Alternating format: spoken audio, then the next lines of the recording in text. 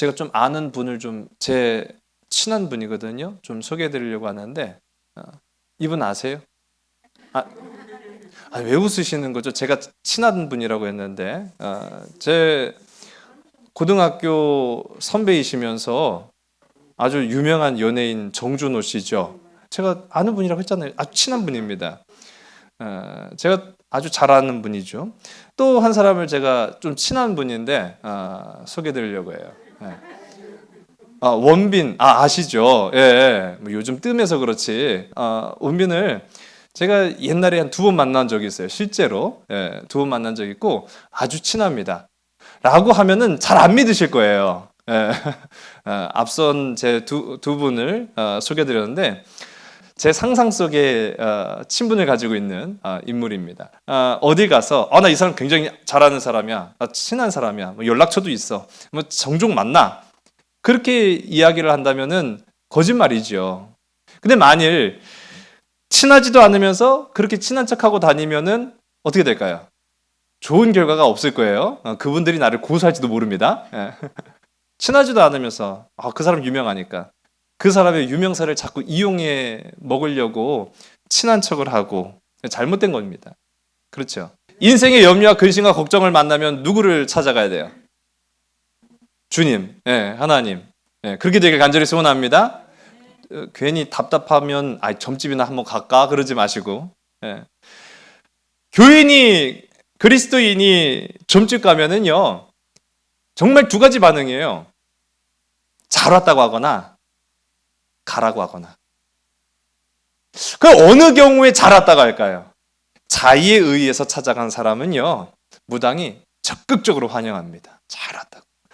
교회를 다녀도 성당을 다녀도 다 똑같은 거 아니냐고. 그러면서 답답할 때는 정말 신을 찾아야 되는 거 아니냐. 그러면서 무당이 대환영합니다.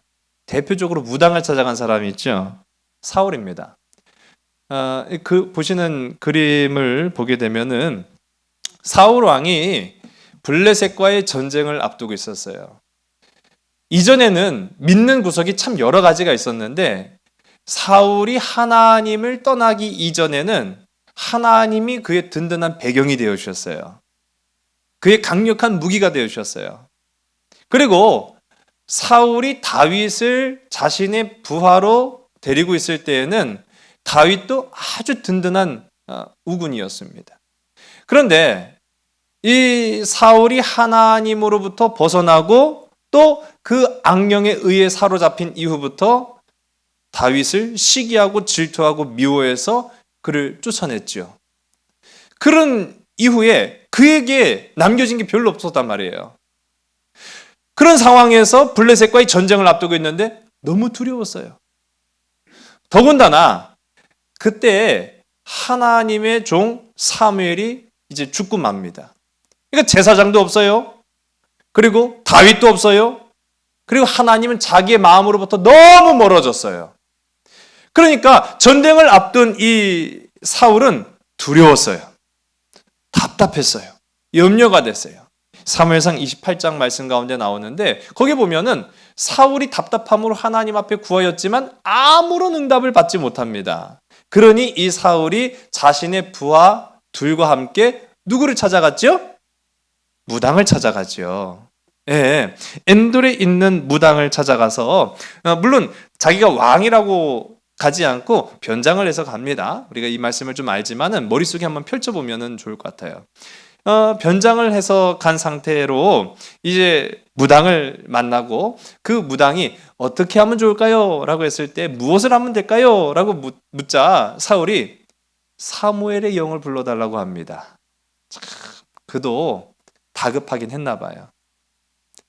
사무엘의 영을 불러달라고 말을 해요. 그래서 사무엘의 영을 이 무당이 불러놓고 보니까 아까 제가 말씀드렸죠? 무당이 웬만하면 안다고요. 교회 다니는 사람은 알아요. 이제 그런 상황이 펼쳐지는 가운데 이 그림을 보게 되면 무당이 불러온 사무엘의 영이 사울을 꾸짖어요. 사울을 꾸짖으면서 이제 너 좋은 일이 안 생길 거야 라는 아주 비관적인 예언을 이제 하게 됩니다. 그 자리에서 이제 사울은 막 까무러치는 거죠. 얼마나 근심과 걱정과 염려를 했으면은 하루 종일 음식을 먹지 못한 상태에다가 이제 비관적인 결말까지 알게 된 이 사울은요, 엎드려질 수밖에 없었어요. 자, 근데 그런 이제 이야기들이 펼쳐지는데 여기에서도 보면 사울의 이 방법은 정상적이었습니까? 아니면 비정상적인 방법이었습니까? 그렇죠. 사울의 방법은 비정상적이었다라는 걸 누가 보더라도 알 수 있는 거예요. 지금 누구를 찾아가야 됩니까? 하나님이지요. 누구를 의지됩니까? 하나님이지요. 말씀을 의지해야 되고 기도해야 되고 하나님을 의지해야 될 이스라엘의 왕 사울이 지금 한낱 무당을 의지하고 있는 거예요. 무당을 의지하면서 어떤 좋은 결과가 있기를 바라지만 사실은 하나님에게서도 또 이 무당에게서도 절대 환영받지 못한 존재가 되고 말았다라는 사실이죠. 그럼 지금 사울 왕이 하나님과 친한 관계가 되었습니까? 아니죠. 멀어진 관계라고 제가 말씀드렸잖아요. 이 무당이 사무엘의 영을 불러왔어요. 정말 사무엘의 영이었을까요? 이 성경을 잘 보시면은요, 이 사무엘의 영이 어디서 나타났다라고 말하고 있어요? 땅에서부터 올라왔다고 했어요. 그 왜 땅에서 올라오냐고요? 사무엘의 형상을 가장한 귀신의 역사였다라는 거죠. 그런데 하는 말이요, 꼭 사무엘 같이 말을 하는 거예요. 그 깜짝같이 속아요. 속지 마세요. 속지 마세요. 사단 마귀는 속임수의 대가예요. 그렇다고 한다면 이 사무엘을 가장한 귀신이 왜 지금 사울에게 나타나서 그를 책망하고 꾸짖고 비관적인 말을 했느냐라고 하면은 그게 바로 귀신이 노린 거예요. 사무엘이 완전히 하나님을 떠나도록 그에게 절망을 준 거예요. 절망을 줬다는 거죠. 여러분, 포기하게 만듭니다. 귀신은 우리를 포기하게 만들어요. 그때 포기하지 말고 주님을 부르짖어 찾고 주님의 말씀에 더욱 귀를 기울일 수 있는 복된 저와 여러분 우리 모두가 되기를 주님 간절히 소원합니다. 그렇게 해야 되는데 우리는 자꾸 하나님하고 친하려고는 하지 않고 하나님하고 친한 척만 하고 있다는 거예요. 정말 하나님하고 친해야 되는데 하나님하고 친한 척만 하고 그 하나님의 능력을 이용만 하려고 하니까 문제가 이루어지게 된다는 것이죠. 오늘 우리가 함께 읽은 말씀 이전의 상황을 제가 잠깐 말씀드리면 이스라엘과 블레셋이 에베네셀에서 접전을 벌입니다. 그런데 그만 이 에베네셀에서의 접전에 이스라엘이 굉장히 불리해지고 있어요. 그 굉장히 불리해진 상황 속에 마침내 최후의 카드를 딱 꺼내들었는데 그 꺼내든 카드가 무엇이었을까요? 그렇죠. 맞아요. 실로에 있는 성막에 모셔져 있던 언약궤를 전쟁터까지 가지고 오는 겁니다. 자, 여기서 질문. 언약궤는 하나님입니까? 아니면 언약궤는 하나님의 임재를 상징하는 겁니까? 자, 그렇죠.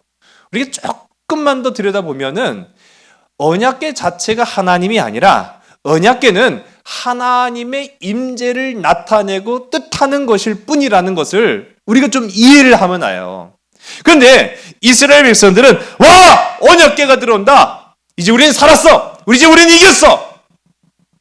그렇게 그냥 낙관하고 말았어요. 결과는 완전히 거꾸로 된 거예요. 이스라엘은 패해버리고 말았습니다. 그리고 언약궤는 빼앗기고 말았습니다. 그 전쟁터에서 대제사장의 대를 이어야 할 홈니와 비느하스는 죽고 말았습니다.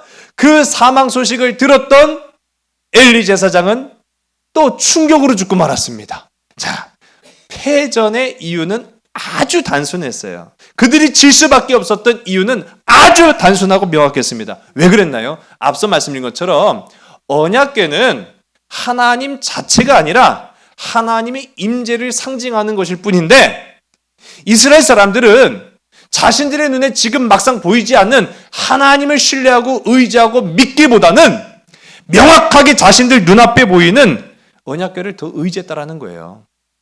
그럼 어떻게 되겠습니까? 그게 어떻게 사실상 참된 믿음이라고 볼 수가 있어요.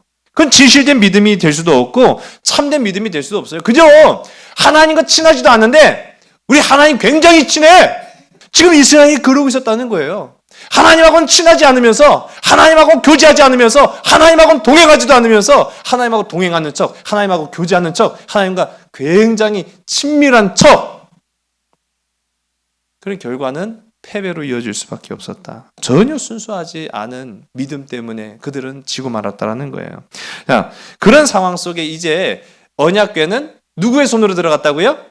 블레셋, 이스라엘의 적군이었던 블레셋의 손에 들어가게 됩니다. 자, 블레셋의 손에 들어갔어요. 처음에 블레셋은 전쟁에서도 이겼어요.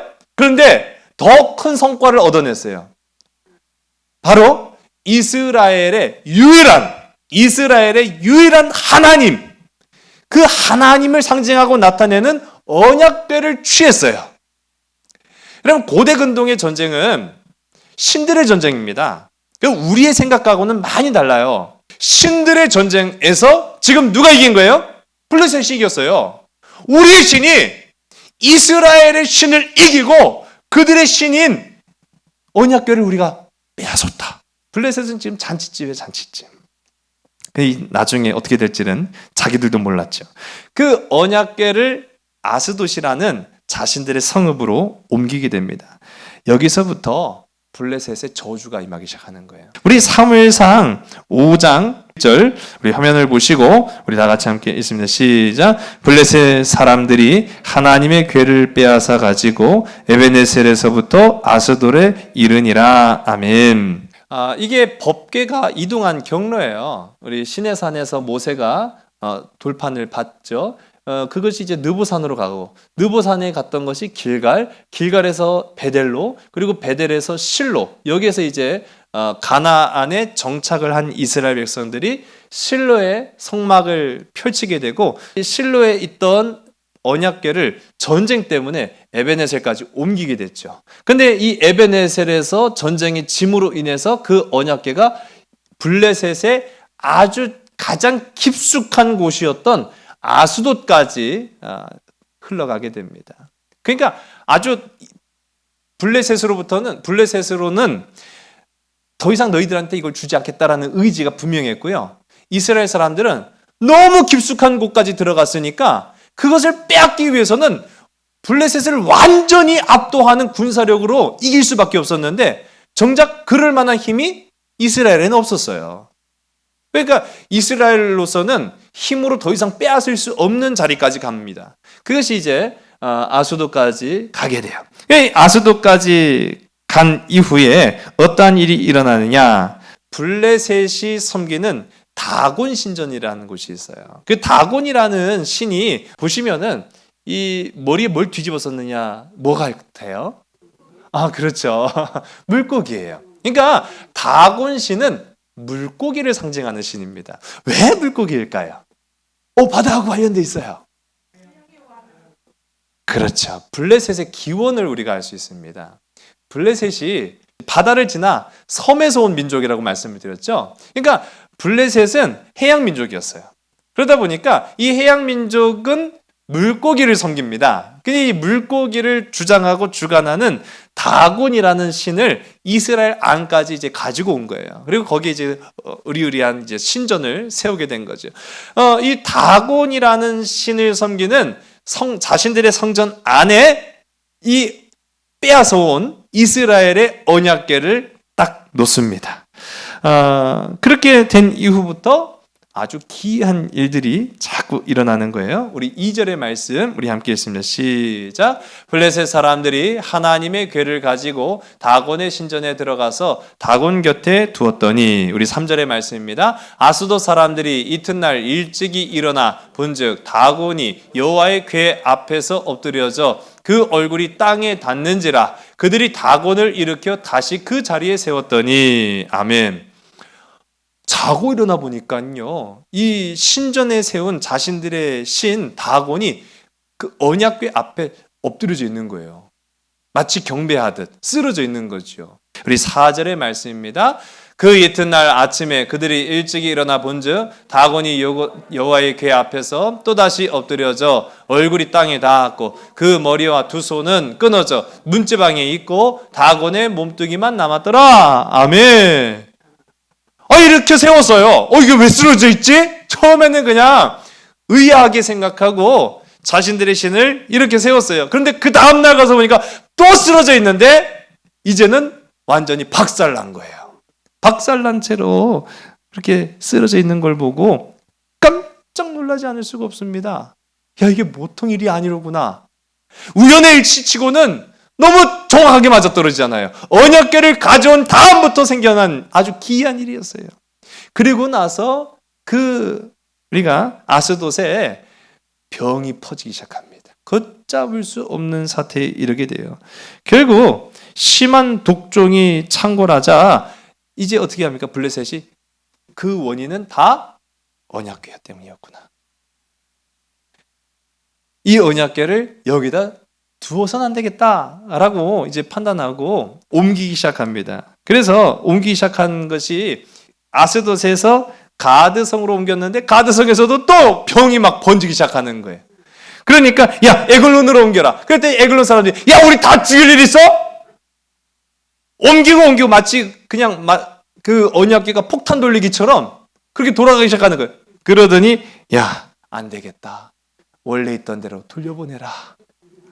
우리 5장 11절과 12절의 말씀 함께 했으면 시작. 이에 사람을 보내어 블레셋 모든 방백을 모으고 이르되 이스라엘 신의 궤를 보내어 그 있던 곳으로 돌아가게 하고 우리와 우리 백성이 죽임을 면하게 하자 하니 이는 온 성읍이 사망의 환난을 당함이라. 거기서 하나님의 손이 엄중하심으로 죽지 아니한 사람들은 독한 종기로 치심을 당해 성읍의 부르짖음이 하늘에 사무쳤더라. 아멘.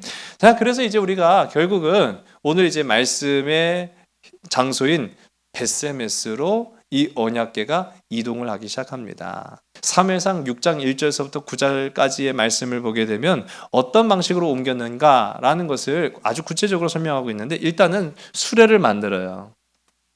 수레를 만들어서 그거를 두 암소, 이제 젖을 막 내기 시작한, 그러니까 새끼를 난 지 얼마 안 됐다라는 걸 말하는 겁니다.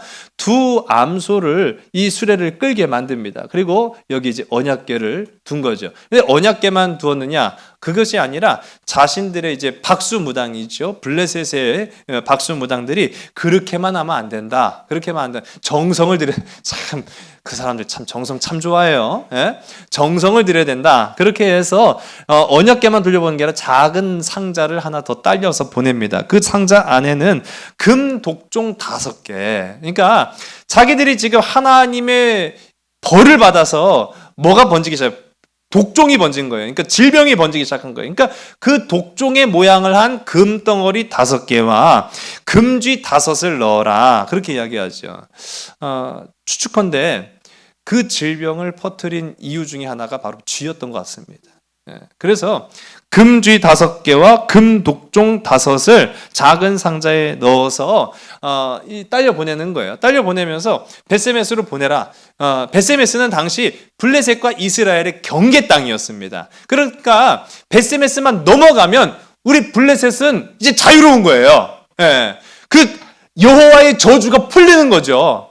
그런데 만일 이 소가 사람이 지금 끄는 게 아니거든요. 사람이 끄는 게 아니다 보니까 소가 지갈길로 갈 수도 있지 않겠습니까? 그들이 이스라엘로 향하지 않고 엉뚱한 데로 가면 이 질병과 이 저주는 여호와가 준 것이 아니다. 그렇게 판단하면 된다는 거죠. 근데 정확하게 어디를 향해 갑니까? 좌로나 우로나 치우치지 아니하고 이 벳세메스로 가는 소는요. 정확하게 벳세메스를 향해 갔다라는 것이죠. 우리 벳세메스라는 지명을 좀 살펴보면은 베이트라는 말이 집이라는 의미거든요. 베이트라는 말은 집이고 세베스라는 말은 태양의 의미를 담고 있어요. 그러니까 한마디로 말하면 합치면 태양의 집이다. 왜 그럴까요? 이 벳세메스가 어느 쪽 마을이었다라는 걸 추측할 수 있죠. 네? 동쪽이요? 서쪽 마을이에요. 서쪽 마을. 그렇다고 아주 완전히 서쪽에 치우친 건 아닌데 이 마을을 추정하건대 가나안 시대부터 있었던 마을이었을 것이다. 왜냐하면은 가나안 시대에는 태양신을 섬겼거든요. 그러니까 가나안 시대는 태양신을 섬기다 보니까 이 태양신을 섬겼던 마을 중에 하나인 이 마을의 이름이 베세메스, 태양이 들어가는 집. 네, 태양이 들어가는 거예요. 집 안으로 딱 들어가는 거죠. 보면은 우리 서해하고 굉장히 관련성이 있죠. 의미적으로. 제가 우리 서산에 딱 처음 왔을 때 표가 딱 있었어요. 어떤 표였죠? 이유 아시는 분 계세요? 아니, 해가 떠요? 해 뜨는 마을이 있는 건 알아요, 저도. 네. 그래서 서산하면은 서쪽 가면은 보통은 해가 지는 쪽이죠. 근데 제가 딱 처음에 와서 보니까 해 뜨는 서산이라는 거예요. 이상하다. 왜 해가 뜨지? 그래서 제가 또 찾아봤어요. 우리가 보통 해가 지는 것은 서쪽. 그래서 서산은 해 지는 마을로 많이들 알고 있는데 지도라는 것은 우리가 보기 나름입니다. 그래서 약간 틀어서 보게 되면은 우리는 해가 지는 쪽이지만 중국에서 보면은 우리 서산이 해가 뜨는 곳이에요. 그러니까 동북아를 연결시키는 모르셨어요? 전 3년 전에 알았어요. 그래서 서산이 이제 동북아를 연결시키는 중심지가 된다라는 의미로 해 뜨는 서산이라고 그렇게 하셨더라고요. 의미가 있구나. 예, 의미가 있어요. 그러니까 시각이 변하는 거예요. 어느 사람들이 보기에는 해가 지는 곳이지만 어느 사람이 보기에는 해가 뜨는 곳일 수도 있어요. 여호와의 영광은요, 여호와의 마음에 흡족한 자녀들에게는 축복이고요. 여호와의 영광은요, 여호와로부터 멀어진 사람에게는 저주가 되는 거예요. 하나님하고 친밀하지 않은 사람에게는 여호와는 재앙 그 자체이지만은 하나님과 너무 친밀하기를 원하고 교제하기를 원하고 하나님을 간절히 사모하는 자들에게는 축복입니다. 오늘 이제 이 수요일 또 이제 추석 명절을 통해서 주님과 더욱 친밀한 관계를 갖고 살아갈 수 있는 복된 여러분들에게 간절히 소원합니다. 이제 베세메스 마을로 들어섰어요. 거기까지 멀찍이서 블레셋 사람들이 이 소가 베세메스로 가는가 아니면 엉뚱한 데로 가는가 하고 지켜보다가 이제 베세메스로 향했네 라는 것을 확인하고 그들은 이제 블레셋으로 돌아갑니다. 근데 그때 이 베세메스 주민들은 뭐라고 있었느냐? 밀밭에서 밀을 추수하고 있었어요. 밀을 추수하다가 웬 주인 없는 수레가 터덕터덕하고 오니까 이게 뭐지? 하고 딱 가서 봤는데 깜짝 놀란 거예요. 깜짝 놀란 거예요. 지금 이 시기적인 상황으로 보면은 에베네셀에서 언약궤를 빼앗긴 지 7달 만입니다.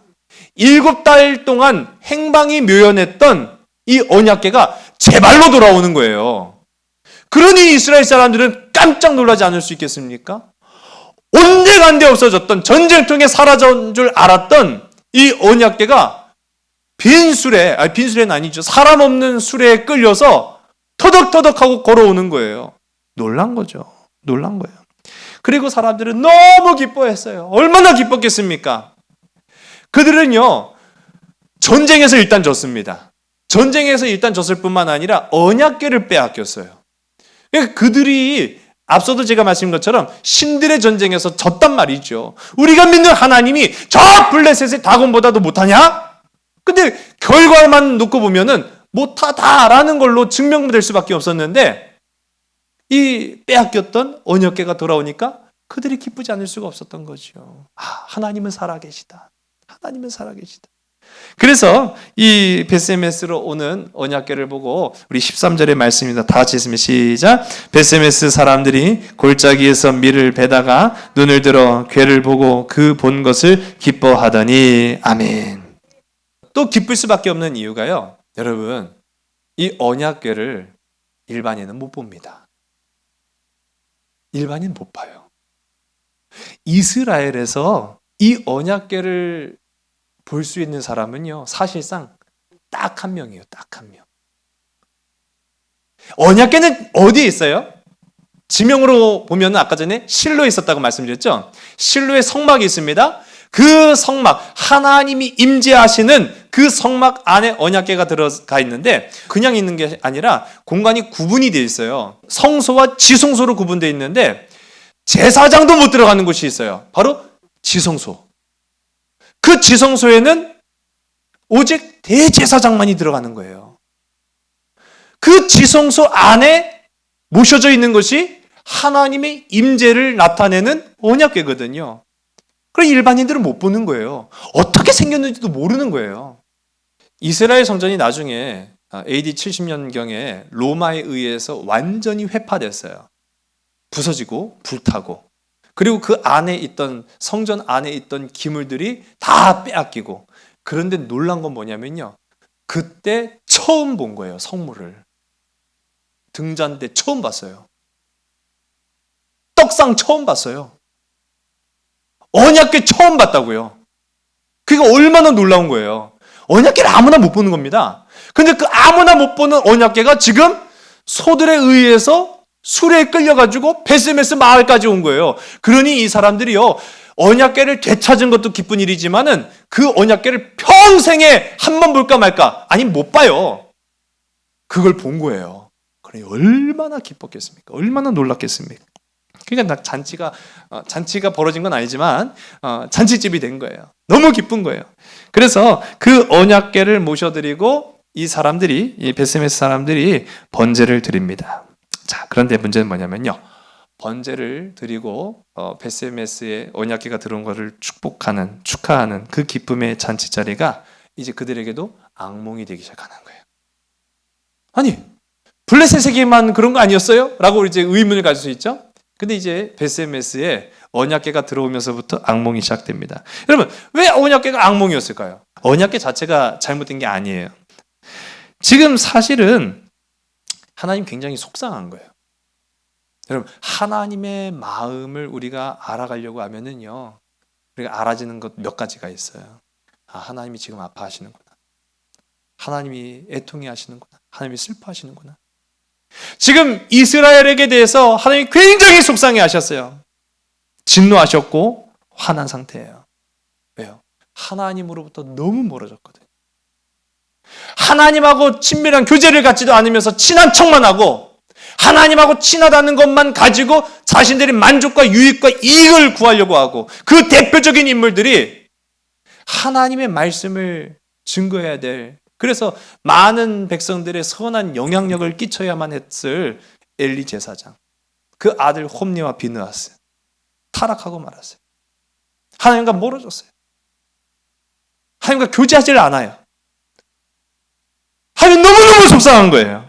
참된 예배자가 아니었어요. 그저 하나님을 이용하려고만 할 뿐이지 하나님을 찾으려고 하지 않은 거예요. 이 베스메스 사람들도 크게 다르지 않았다는 걸 우리가 말씀을 보면은 알 수 있어요. 우리 14절의 말씀을 함께 읽습니다. 시작. 수레가 베스메스 사람 여호수아의 밭 큰 돌 있는 곳에 이르러 선지라. 무리가 수레의 나무를 패고 그 암소들을 번제물로 여호와께 드리고. 아멘. 일단은 이 수레를 이용해서 급조한 거죠. 번제단을 만듭니다. 제사를 드릴 수 있는 그런 번제단을 만들어요. 나무가 필요하죠. 불태워야 되니까. 번제단을 만들고 나무를 패서 쌓아놓고 그 위에 지금 온 소를 각을 뜨고 해서 어쨌든 간에 불태우는 제사를 드려요. 근데 이게 뭐 문제가 될 게 있어요?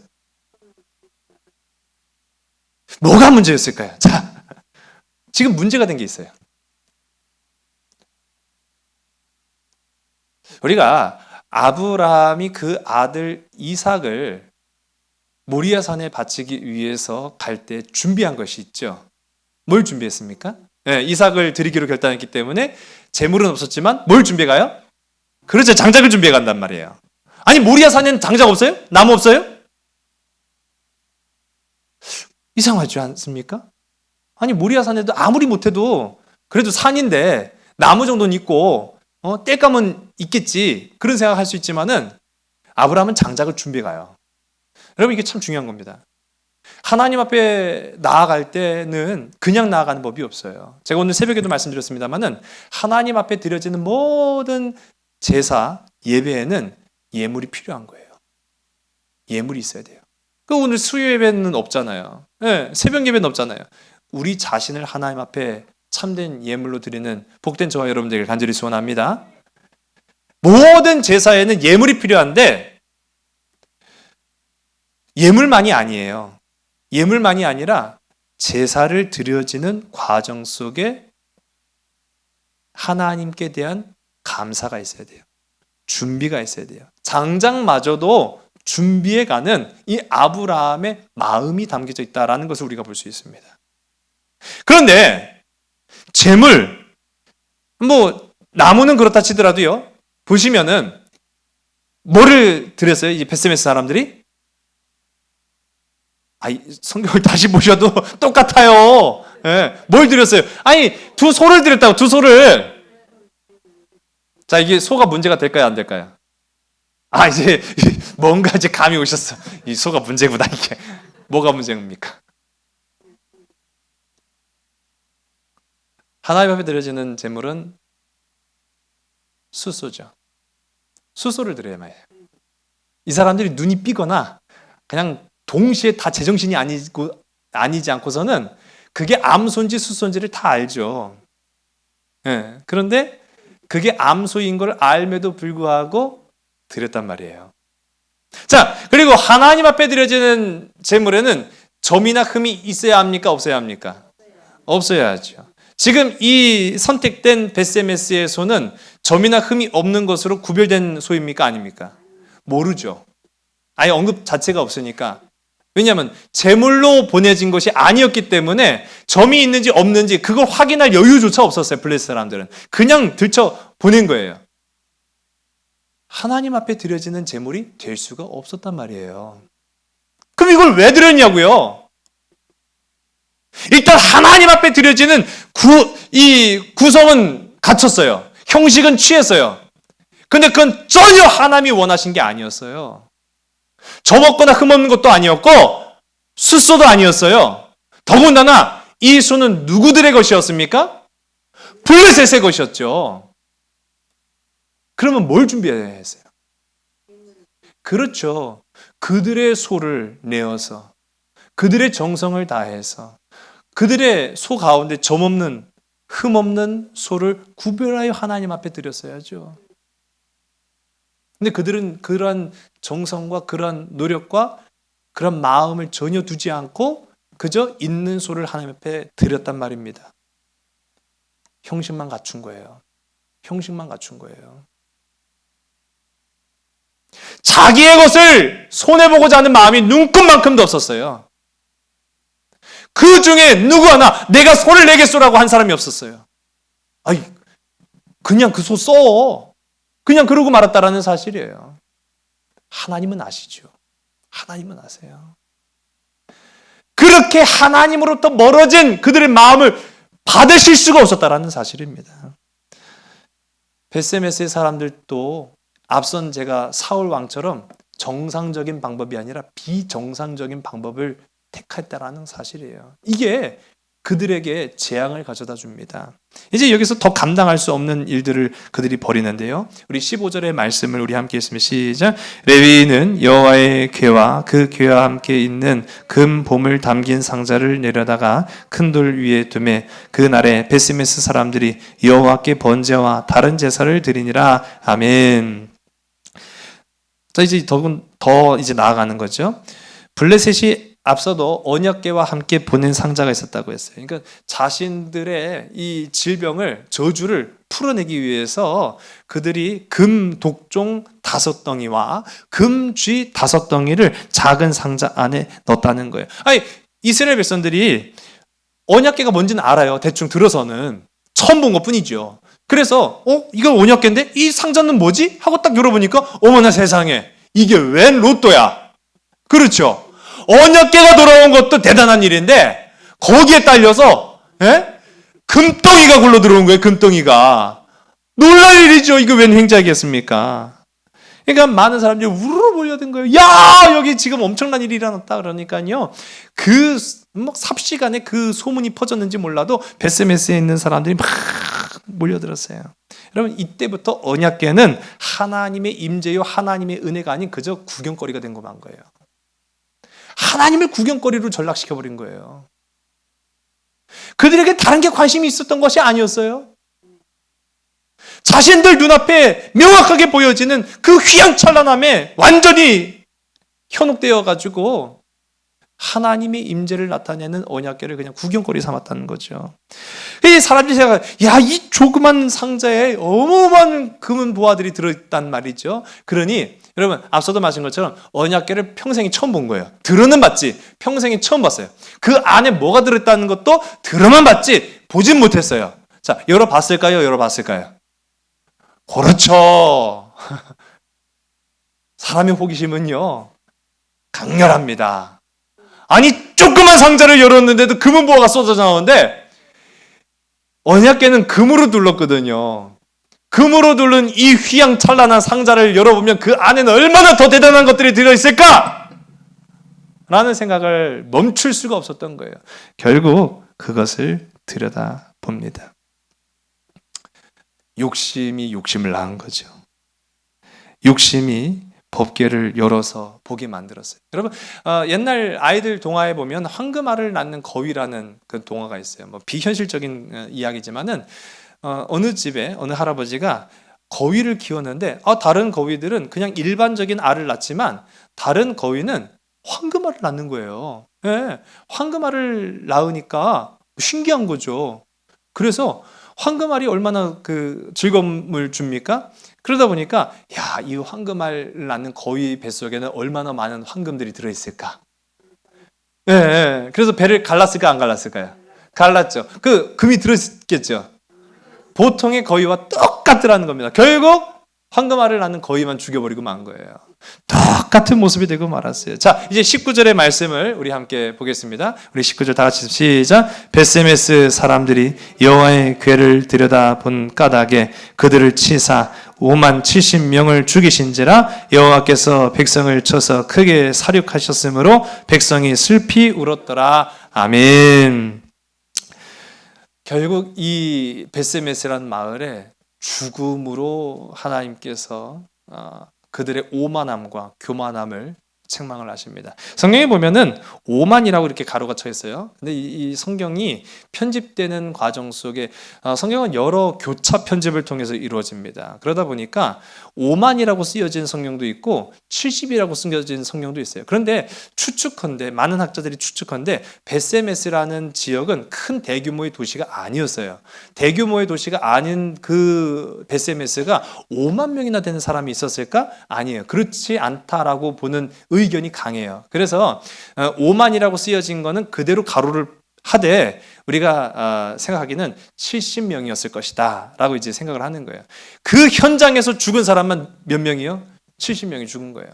그러니까 그 안에 야 뭐가 들었어? 뭐가 들었어? 하고 궁금증을 이기지 못해서 그 언약궤 안을 들여다봤던 70명이 그 자리에서 죽어버리고 말았다. 여러분, 이게 하나님께서 금하신 행동이에요. 민수기 4장 말씀에 보면은 이걸 금하셨어요. 언약궤를 보는 것도 만지는 것도 금하셨습니다. 왜 그러느냐? 하나님의 임재의 상징인 언약궤만을 사람이 보고요 교만해질 수 있어요. 야, 내가 언약궤를 봤어. 야, 내가 언약궤를 만졌어. 나 하나님을 알았어. 나 하나님을 만났어. 나 하나님이 누군지 알아. 그럴 수 있지 않겠습니까? 제가 앞서도 어떤 연예인과 만일 제가 진짜로 친분을 가지고 있어요. 그러면은 우리는 어떨까요? 자랑하고 싶은 거예요. 야, 너 그 연예인 알아? 어떻게 알아? 나랑 친하거든. 야, 진짜? 야, 나랑 자주 전화도 하고 연락도 하고 그래. 그러면은 야, 정말이야, 정말이야? 야, 전화 한번 해볼까? 너 소개시켜줄까? 그럴 수 있다는 거예요. 그런데 여러분 잘 생각해 보세요. 정말 그 사람과 친하다라고 한다면은 그렇게 여기저기 막 알리고 다니겠습니까? 아니죠. 진짜 친한 사람이라고 한다면은 그를 생각하는 마음이 있겠죠. 보호해주고 싶은 마음이 있겠죠. 근데 이스라엘은 전혀 그렇지 않다는 거예요. 결국 그 욕심과 오만함으로 그 자리에서 70명이 죽는 대재앙이 일어나게 돼요. 하나님과 동행하지도 않으면서 하나님과 친하지도 않으면서 나의 만족과 유익을 위해서 하나님을 이용만 하는 어리석은 이 벳세메스와 블레셋처럼 우리가요 하나님의 축복을 받는 게 아니라 도리어 하나님의 재앙을 받을 수도 있다. 그런데 반대로 바꿔놓고 보면은 어떻게 되느냐? 우리가 하나님과 교제하잖아요? 하나님과 정말로 친밀하잖아요? 그러면 내 곁에 하나님이 계신 것만으로도 축복이 될 수 있고요. 은혜가 될 수 있고요. 열매가 될 수 있고요. 기쁨이 될 수 있습니다. 여러분 우리 형제들, 우리 믿음의 지체들뿐만 아니라 육신의 형제들 같이 있어 주는 것만으로도 어때요? 기쁨이지요. 자녀가 나와 함께 있어 주는 것만으로도 축복이라고 생각하시죠. 마치 그런 것처럼 하나님, 이 추석 명절 나와 함께 해주세요. 나와 동행해 주세요. 나의 모든 간구와 기도의 제목 위에 주님 역사해 주세요 라고 주님과 교제할 수 있는 귀하고 아름다운 시간들이 다 되시길 간절히 소원합니다. 그러면 하나님이 계신 것만으로도 우리 가정에, 우리 자녀들에게 엄청난 영광이요 축복이며 은혜가 될 것임을 전 확신합니다. 오늘 우리 이제 추석 명절을 지내는 저와 여러분의 가정 가운데에서도 하나님을 멀리하지 않고 하나님을 더욱 가까이 할 수 있는 우리 예배자요, 우리 말씀의 우리 증거자들이 다 되시기를 주님의 이름 간절히 소원합니다. 기도하시겠습니다. 아버지 하나님, 우리가 이제 추석 명절을 통해서 가정을 위해 기도합니다. 자녀들을 위해 기도합니다. 나라와 민족 위해서 기도합니다. 하나님께서 우리와 함께하여 주시기를 원합니다. 아버지 하나님, 하나님의 영광을 위해서 이제 우리가 오직 믿음의 중심을 잡고 끝까지 낙심하지 않음으로 주님과 동행할 수 있는 복된 지체들, 하나님의 백성들 다 되게 인도하여 주시옵소서.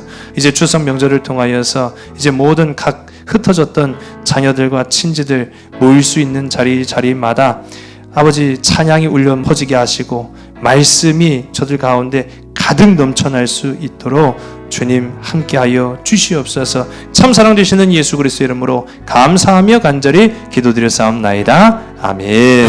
나의 평생에 단 한 가지